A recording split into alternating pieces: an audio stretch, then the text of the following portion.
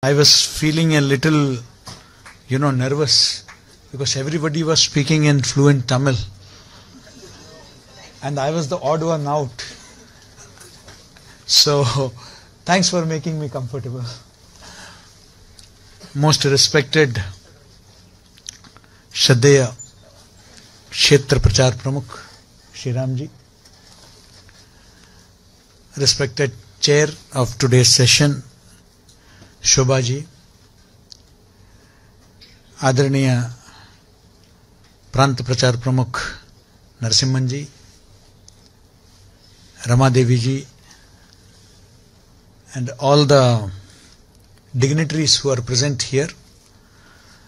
Vanakkam and Namaskaram to all of you, and greetings from the heart of India, from Madhya Pradesh, and from the beautiful city of Bhopal. It was a very difficult flight last night, prolonged delays. There is no direct flight between Bhopal and Chennai. So, 2 connecting flights, and I reached at 2 in the morning.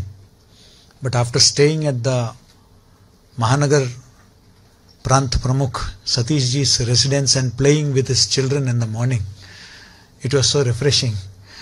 So, thank you for the warm hospitality extended by the Prant and Mahanagar. First of all, greetings to all the dignitaries present here on the occasion of Narada Jayanti. I've been to Tamil Nadu earlier also on several occasions. Some of my friends are here. Venkat from Doordarshan is here. And I was also part of Doordarshan. I was senior consulting editor of Doordarshan News.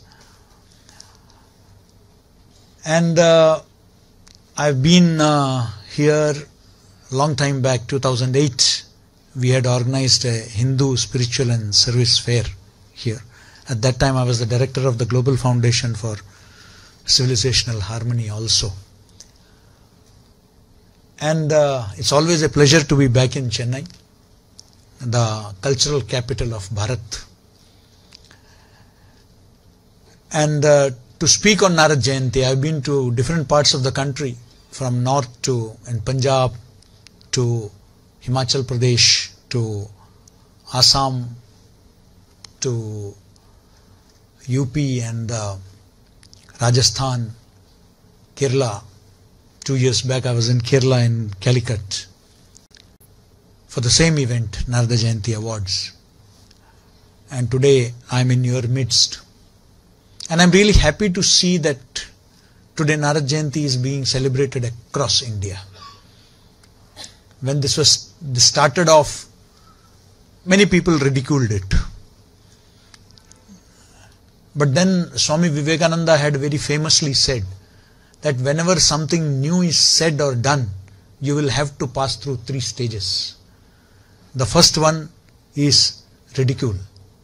The second one is vehement opposition. And the third is acceptance. So right now we are going through ridicule, and we have come out of it little bit. And now there is opposition. And I'm sure the day is not far when it will be accepted. For me, acceptance is when Vishwasamvad Kendra will stop celebrating Narada Jayanti and people will start celebrating Narada Jayanti. That is the ideal situation towards which Vishwasamvad Kendra is taking this event. Because unless the society starts accepting in every school, remember Guru Purnima, we used to celebrate only Teachers' Day. Teachers' Day is great. We respect Dr. Sarvepalli Radhakrishnan and we honor the teachers. But the teachers were honored by the institution. But in Guru Purnima celebration, it is the students who celebrate their teachers. And the students celebrate their gurus. And today it has become a people's movement. It used to be very normal part of our lives for centuries. But unfortunately, during the intervening 7 centuries, there was a break. But thanks to all the efforts that were made by several organizations, today Guru Purnima is being again celebrated by the society. That is very important. So that acceptance has to come. Because we have been observing a lot of events and festivals which hardly had any relevance to us. I don't hear of May Day celebrations anymore. Nobody in India is able to connect to May Day. But everybody is able to connect to Vishwakarma Divas. And today, thanks to the efforts of Bharatiya Mazdoor Sangh, today Vishwakarma Divas is celebrated across the country in every institution. Same is the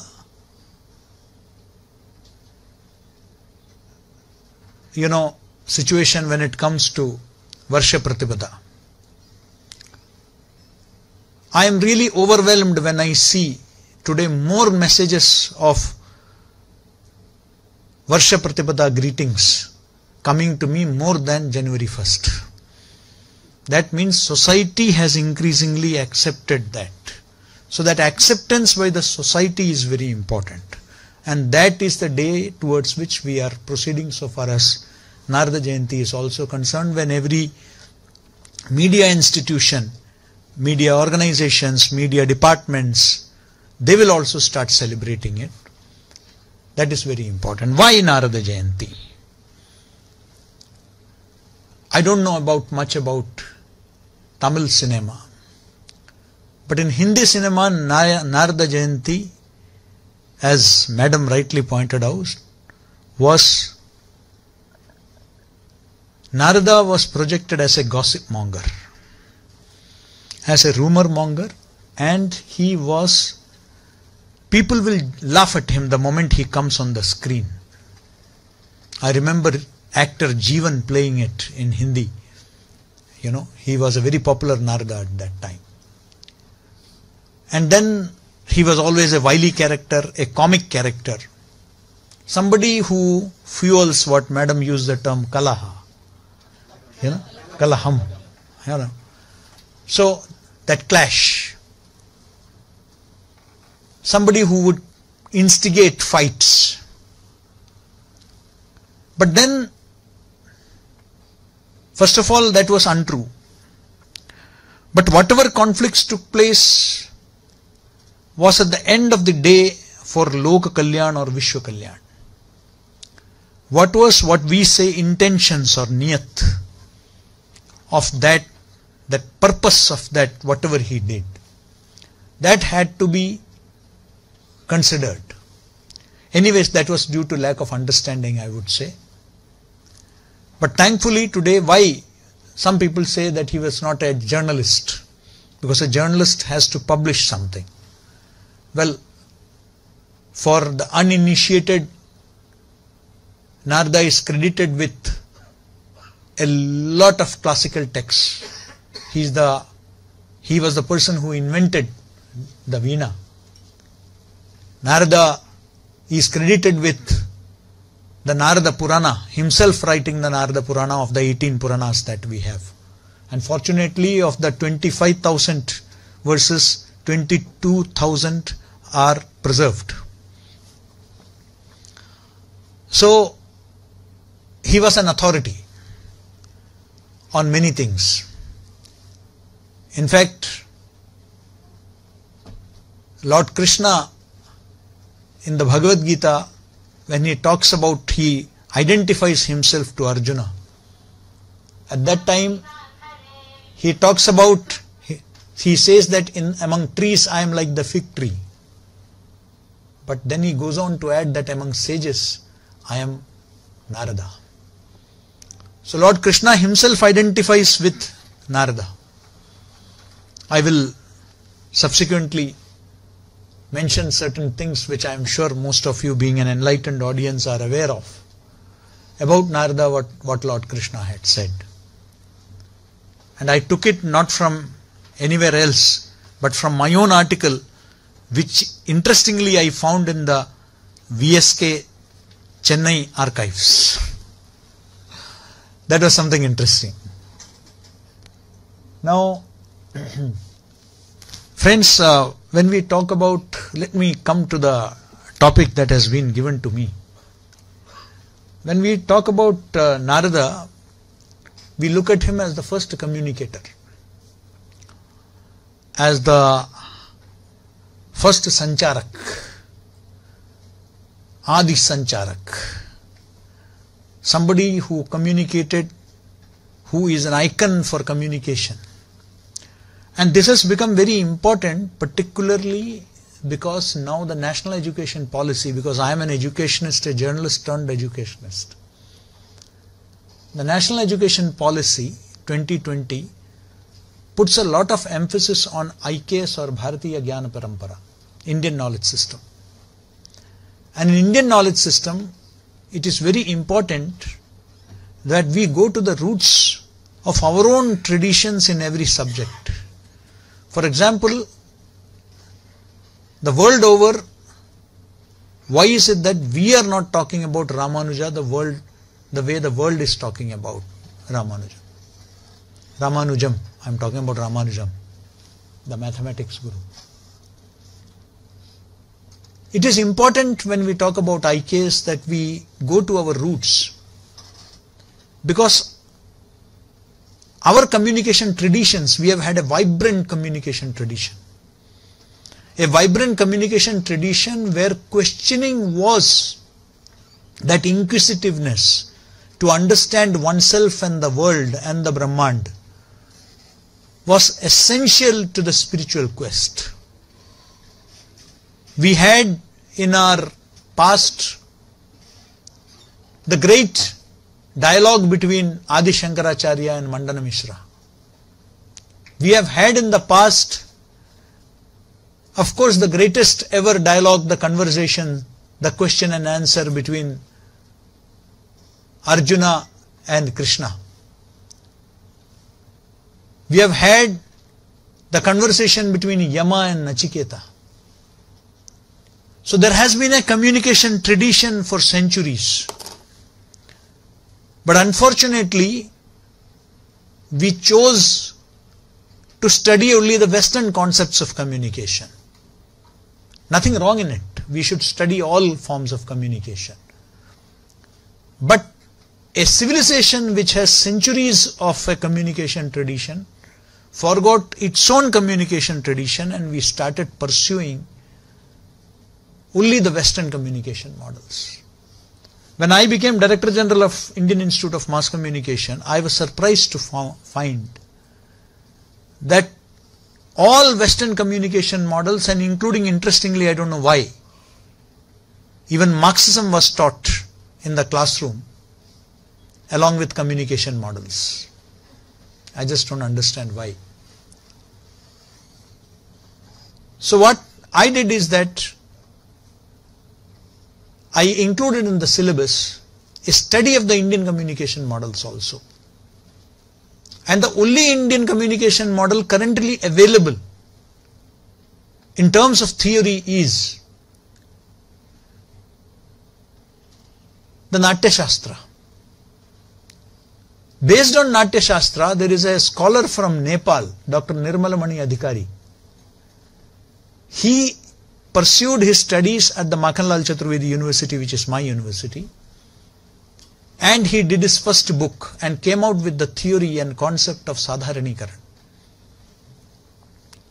And from Sadharanikaran, he talked about the concept of Sahridayata. That is at the core of Indian communication system, which is simplicity, and that Sahridayata, wherein we feel being part of another when we communicate. So whether it is the Namaste or any form of communication, everybody was awestruck when Swami Vivekananda addressed the World Parliament of Religions as sisters and brothers of America. In fact, that is one sentence which in a way woke up the Americans. It made the headlines that some outsider in ragtag comes and addresses people from diverse faiths and culture as brothers and sisters, which is something very common for us. Swamiji did not make any artificial address. He said something that is said by every common man across India. We refer to in North, everybody is referred to as Bhaiya or Behenji. Down south, I have been to some southern states. I think people refer in Tamil Nadu as Anna, in Kerala as Cheta. Same, brother or sister. Addressing each other is, instead of from a Western civilizational perspective where you even refer to your parents by name, this is certainly something totally different for them. So that one communication, that one sentence changed that is Sahridayata, wherein you treated the other as part of yourself fully. That is the essence of Bharatiya communication. Often this example is given, and I am sure you have all heard, that for every relation in India, we have a different name. Whereas in the West, there is only one uncle and one aunt.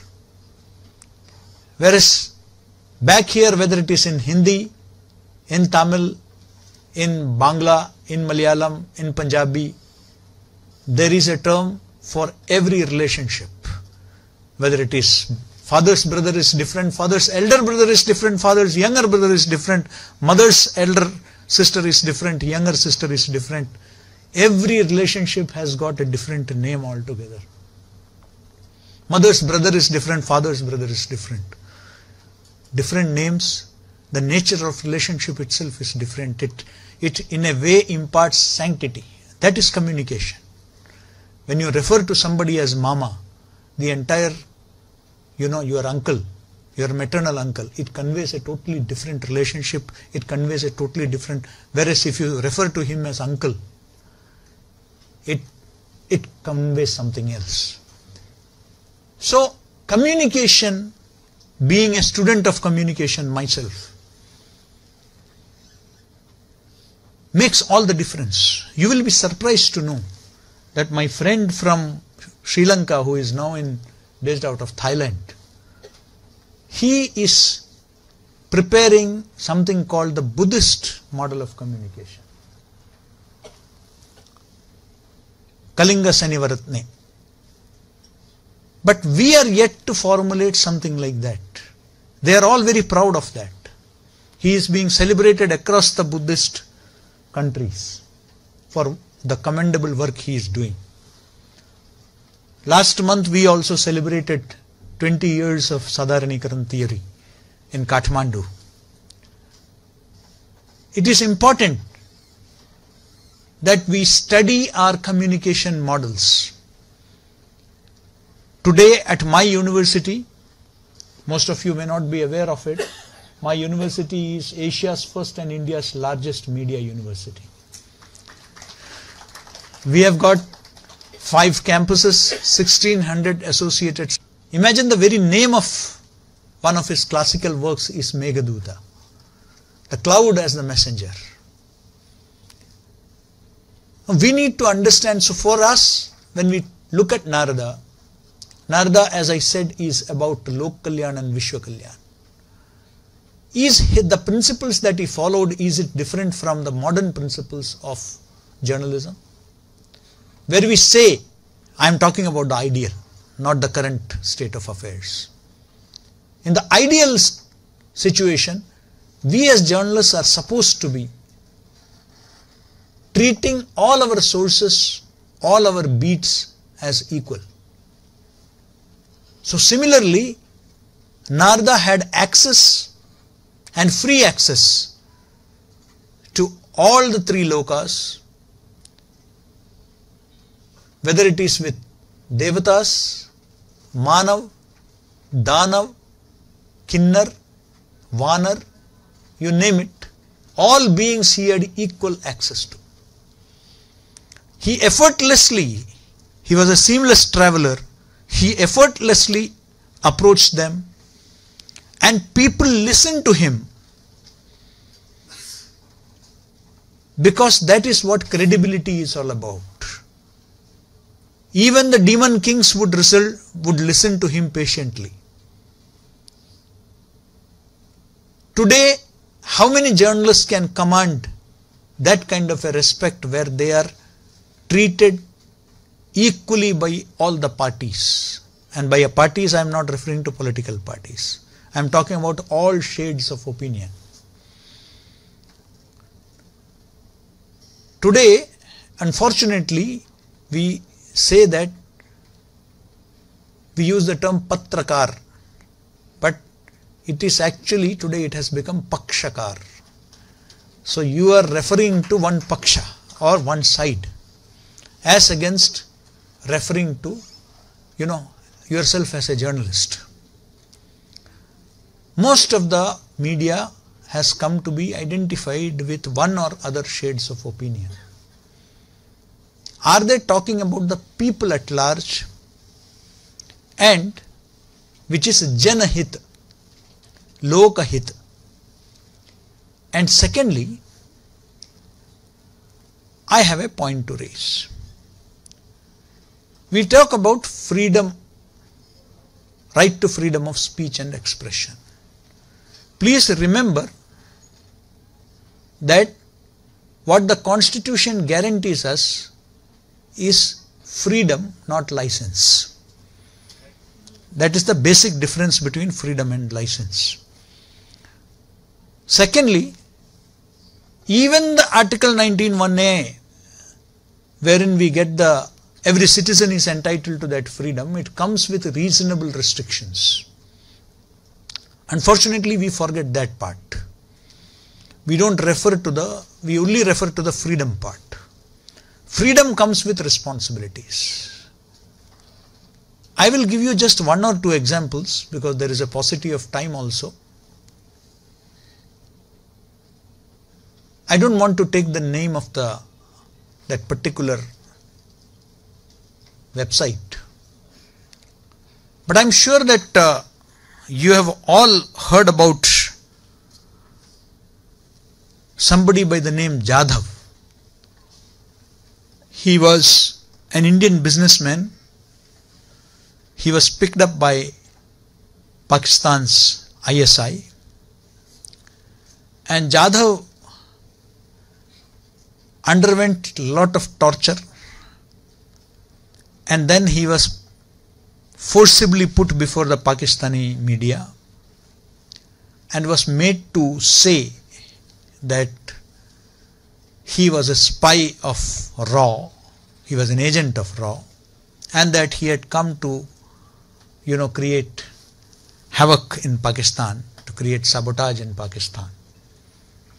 Whereas he was picked up from Afghanistan, where he was on a business trip, and India consistently maintained that stand, that he was an Indian businessman who was picked up by the Pakistanis, abducted by the Pakistanis, and because Pakistan was on the verge of being declared a terror state, thanks to India's diplomatic efforts of isolating it, and whether it is the Mumbai attacks or the Kargil attacks, that as a sponsor of terrorism. At that time, Pakistan needed a pretext, an excuse to show that India was also indulging in the same. So, Kulbhushan Jadhav was picked up. Imagine, in the name of freedom of speech and expression, one of our own websites does a detailed story trying to establish that Kulbhushan Jadhav was indeed an agent of the RAW. They tried to project it, saying that he was actually a RAW agent.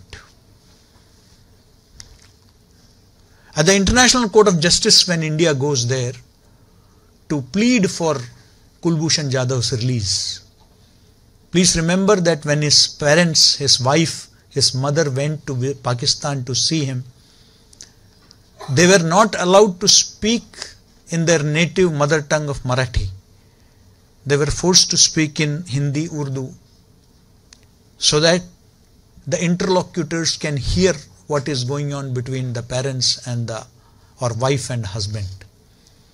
Their Indian traditional saris were removed. They were forced to wear salwar kameez, and they could only see across the iron grills. They were humiliated like anything.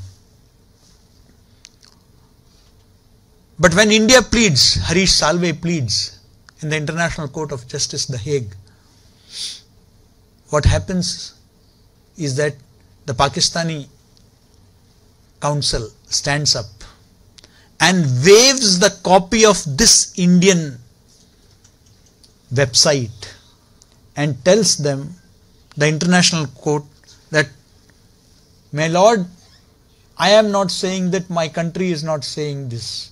This is an Indian website which is saying that he was a RAW agent.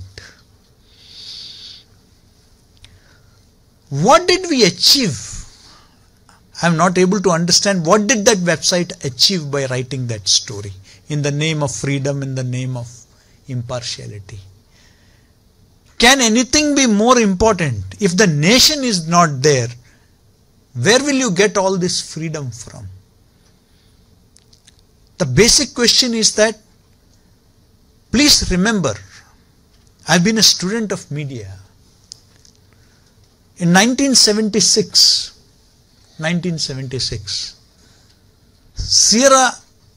Nicaragua gets freedom.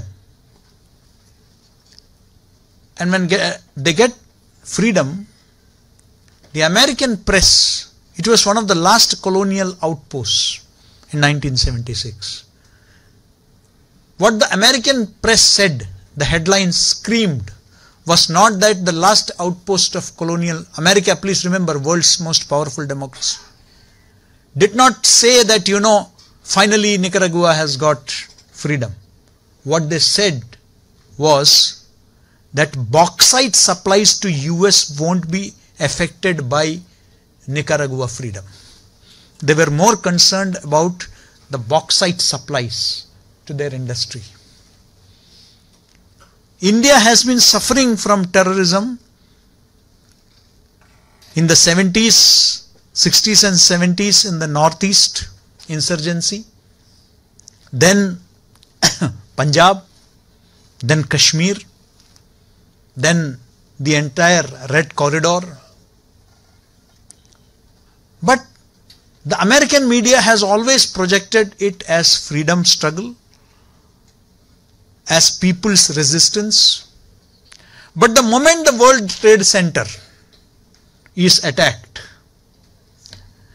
CNN, which is the flag bearer of American, freedom of speech and expression, it says global war against terrorism. It was US dirty war, America's dirty war.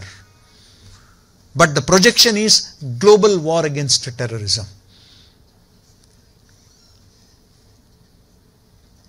And everybody here, in many journalists back in our country also swear by BBC. Please go through the archives of the dubious role they played during Britain's conflict with Argentina in the Falklands War. They were blatantly partial. Because whether it is CNN or BBC or any press, nobody talks beyond national interest. For them, national interest comes first. Why is it that some among us, feel that freedom of press or press interest is beyond. We are not talking about political parties. We are not talking about ideologies. We are purely talking about national interest. Shouldn't we be talking about national interest? That is something that on Narad Jayanti, we as people who are associated with media should be pondering about. Sometimes I really wonder some newspapers when I see they report in the foreign pages, we have domestic pages, national pages, city pages in newspapers. And there are foreign pages also.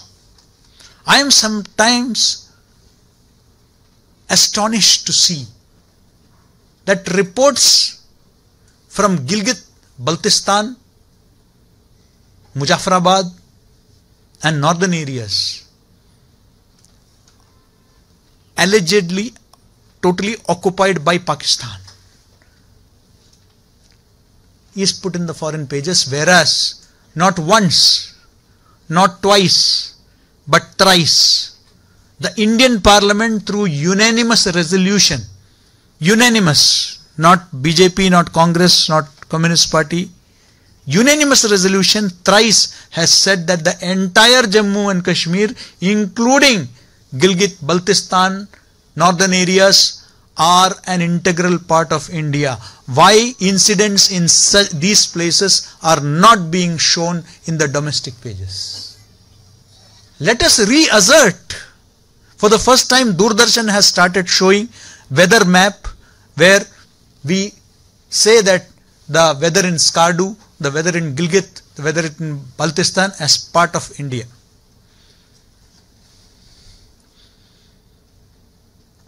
And I am sure the day is not far when we will have in the Jammu and Kashmir Assembly representatives from Gilgit and Baltistan also. We are moving in that direction.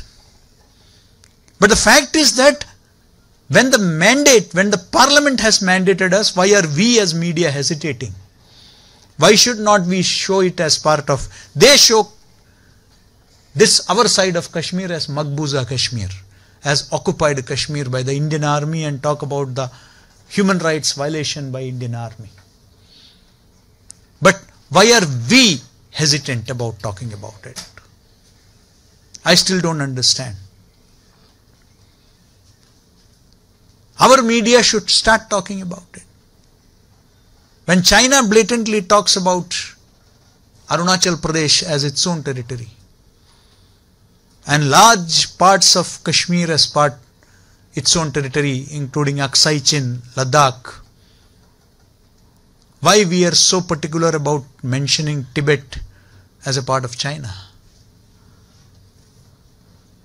We gave refuge to the Dalai Lama.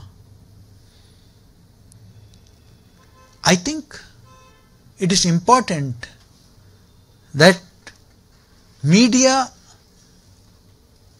being read across the world, it is important that media conveys the sentiments of the people of this country across the globe. That is important. We need to, though I could not understand in detail what our friend from Doordarshan talked about, the various positive stories he has done, but I could get a glimpse of what all, could get an idea. In fact, it was during my tenure in Doordarshan that we started Good News India. It was the first such initiative which was aimed at showing the positive things about our country and our society. Why is it that we are only talking about the negative? Yes, we should talk about negative. That is the job of the press. But we should also talk about the positive things happening. Because media's job is not only to inform and educate, but also to inspire the society. Media has to inspire the society through stories, through examples. We give 4-column coverage to a murder in the city, but when it comes to that person being punished by the court of law, we dismiss it in a small news item. somewhere hidden. Every day courts are sentencing criminals. But we hardly get anything about that. Unless it is a death sentence, we hardly get to hear about any punishment being given. Then that gives a message to the society that only crimes are happening, nobody is being punished. Crimes are happening, nobody is being punished. But the judicial system is working. There are thousands of people who are in jail. Many are undergoing rigorous imprisonment. Many people have been punished. Yes, there are some incidents of courts not taking the right kind of punishment, like in the Pune recent accident, but the media highlighted that. So media has been doing a wonderful job, no doubt about it. But it is important that the positive aspects of society should also be highlighted. Not what the government is doing, what the people are doing. How thousands of selfless workers across the country are going to remote villages, working in Vanvasi Kshetras, running Ekal Vidyalayas, thousands of selfless volunteers, sacrificing the prime of their youth. They are going and doing this work, but how many media houses are covering their sacrifices? The good work that is being done. So I think that it is very important to inspire society. The good examples also have to be, because the nexus of the bad is always there. The nexus of the evil is always there. They are very strong. There will always be friendship between four alcoholics. In an organization, they will identify themselves, and in the evening they will start meeting and planning everything. I have hardly seen a group of four people who regularly consume milk getting together. People consuming liquor together I have seen. Why is it that there is a nexus of evil is always stronger? The people who talk, people gossiping, they make very fast friends. People talking positive things, they hardly meet. So there is a need for positivity in our society. There is a need for positive outlook, for which media has to play a very critical role. That how we can inspire our people to look forward. There are negative things happening across the world. India is not the only, exception. I would come to the last point. I think it is important for us as a country to put forward our perspective. Today we are looking at the world from the perspective of the West. You will be, and I often give this example, that for a long time we referred to West Asia as Middle East. It is not Middle East for us. For us, it is West Asia. Middle East is for countries in the West, but we blindly followed and referred to it as Middle East. We blindly reported whatever the West talked about Saddam Hussein, who was one strong friend of India. He stood up against the entire OIC, Organization of Islamic Countries, on the issue of Kashmir. But our media also projected him as a tyrant, as somebody who was really hounded and finally killed, because we did not have our own perspective. And the world also sees us through their perspective. So, what did they refer to when the COVID was happening? More people were dying in Italy, in France, in US of corona.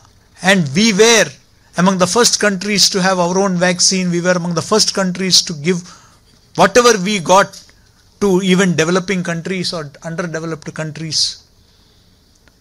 But apocalypse. It was as if this entire nation would be wiped out. That is how the West tried to describe. Small incidents were blown out of proportion. Some stupid people, just for the sake of publicity, in some remote state, in some remote part of Jharkhand or somewhere, started worshipping Corona Devi. Only handful of them for the sake of newspaper coverage. That one news item was picked up from nowhere, and the headline was that Indians start worshipping Corona. Because they cannot digest an emerging, powerful Bharat. They are jittery about it. They always wanted to project this country as a land of snake charmers, rope tricks, diseases, poverty, which they tried to perpetuate even through movies like Slumdog Millionaire. As if this country is full of criminals, people who cheat, people who are poor. There are poor people, and there are poor people in America also, in Europe also. And our people, our poor people don't loot stores like they do in US. Our poor people don't do that. You can just see what is happening there in Canada and US. You will see how riots, foods are, snatched, food stores are broken into. Post-corona, what all they did, you just have to go and study there. Our people don't do that. Even thousands of migrants walked from the cities to villages in remote areas. They were provided food by people on the way, but not one of them, not one of those laborers or workers looted any shop, looted anything on the way. That is the resilience of India and Indians. That nobody talks about. These are positive stories that we should be talking about. And how will these stories be there? These stories will have to be told by powerful Indian channels. If America can have a CNN, if France can have a France 24, if Russia can have a Russia Today, if China can have a China Central TV, why India cannot have its own global channel, which will talk about India through Indian eyes, through Indian perspective? We need a global channel. We need global television platforms. We need global media platforms. We have Doordarshan India, but they have their own limitations. We need powerful, because we are the world's largest democracy, world's oldest democracy. We need to tell our stories. And for that, it is important that our entrepreneurs should start thinking about global platforms, creating global platforms which should tell success stories of India, India's part, India's view, India's perspective to the globe. That's important. I'm sure Narada Jayanti will inspire us to tell these stories to the world. I'm confident that we will look at more positivity. They talk about Gandhiji's 3 monkeys. Not to see evil, not to hear evil, not to speak evil. We cannot expect that from media. It is part of their job. They will see evil, they have to see evil, they have to listen to evil, and at times they have to speak also evil.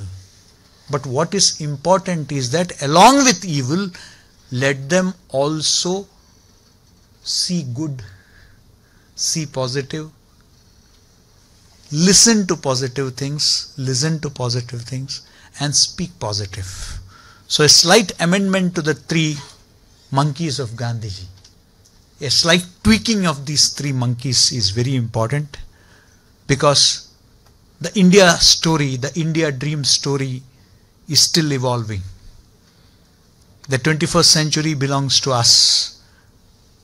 The third millennium belongs to us. And we in our media will have to raise ourselves to that level where we don't look at suspicion everything that the government does, because let us not forget that we are not being ruled by a foreign power.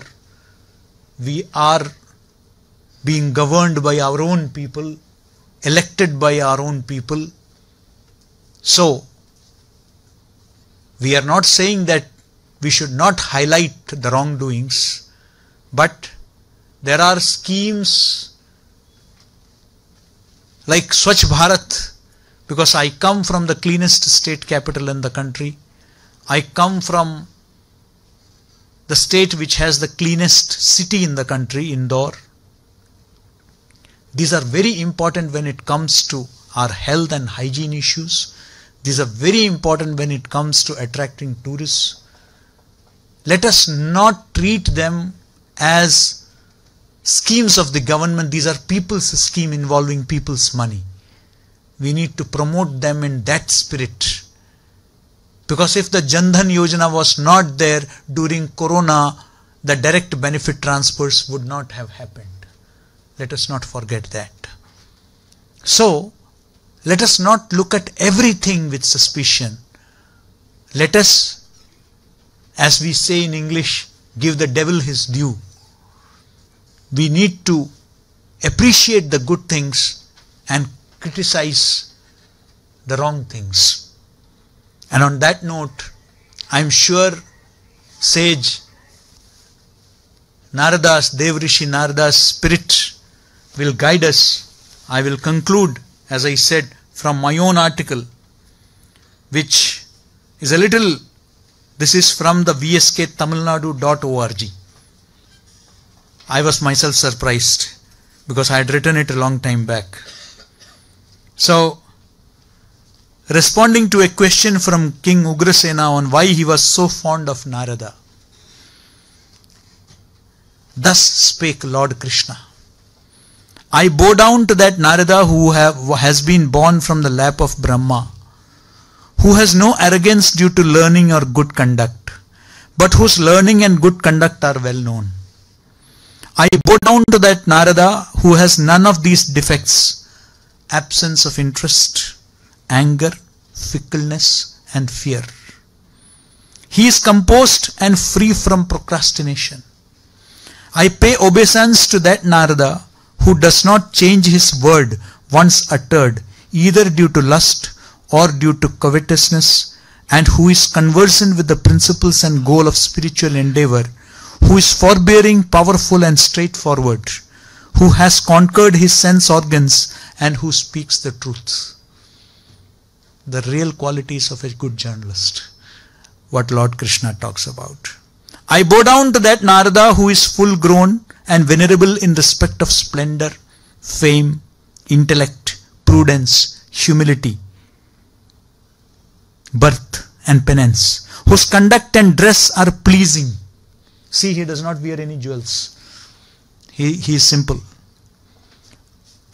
Whose diet, behavior, eyes and utterances are good, and who is tirelessly engaged in altruism, who has no sin, who is enthusiastically engaged in bringing good to others, who always abides by the duties enjoined in the Vedas, Smritis and Puranas, who is free from either pleasure or displeasure, who is uninterested in foodstuff and other things, who is learned, who is never idle, who is a Brahmana of vast learning and whose narratives are charming, who has never erred before in respect of wealth, anger and love, and by whom these defects have been eliminated, who is devoid of the defect of infatuation and fascination, who has unwavering devotion to God and Bhagavad Dharma, whose moral policies are supreme, and who is of a reserved disposition, who is never contaminated by contacts, who is eloquent, and who has no prolonged doubts, who never finds faults without any scriptural text, whose life is a personification of penance, who never spends his time without recollecting God, and who always keeps his mind under control. Last, I salute that Narada who puts in great efforts, who exerts his intelligence, who is never satiated with concentration and meditation, and who never errs in his efforts, who does not become elated by the acquisition of wealth, who does not become dejected on account of non-acquisition, who is richly endowed with all good qualities, who is efficient, pure, and unafraid, who knows the proper occasions and is conversant with good policies. To that Narada